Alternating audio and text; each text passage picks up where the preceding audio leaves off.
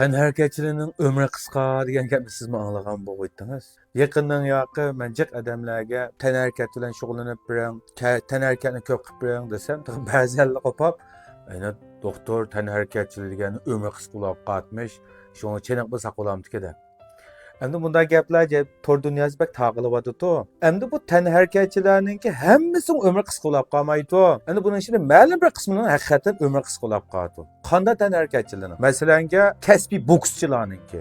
Bularning doim mingisiga har doim zaxmi yetib turganligi sababidan bularni odatda ming xil qon tomir kasalliklariga bak oson giribdor bo'lib qoladi. Yoki bo'lmasa yashanganlarga divangli kasallikka bak oson giribdor bo'lib qoladi.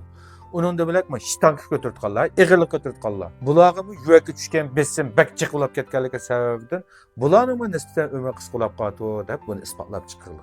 Uningda bilakmi shu go'zallik badan muskulini chiqartgan muskulchilarning ig'ir mashq qilib ham doim kunda oqsilayotgan bo'ldi. Shu muskullik gavrutu bularning odatda umri qisqa bo'ladi deymiz. Lekin bu yilik atletlik bilan shug'ullanayotgan bularmi marafonchi yugurish deymiz, odatdagi yugurish musobaqalari, suzish musobaqasi qatnashayotgan, nurg'unlagan bu yilik atletlik musobaqasi qatnashayotgan tənhərəkətçining umri odatdagi odamlardan umri 5-10 yil hatto uningdan yuqori uzun umr ko'rdi. Shunga biz sizlarni bu yerda urug'langlar yoki bo'lmasa normal bo'lgan tənhərəkətlar shug'ullansa, tənhərəkətçilik umri qisqa bo'lib qolmaydi degan bunday gaplarga ishonmaydi.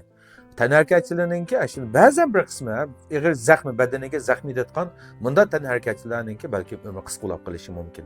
Lekin odatdagi normal bo'lgan tənhərəkət bilan shug'ullansanglar, ömringiz ham uzun bo'ladi.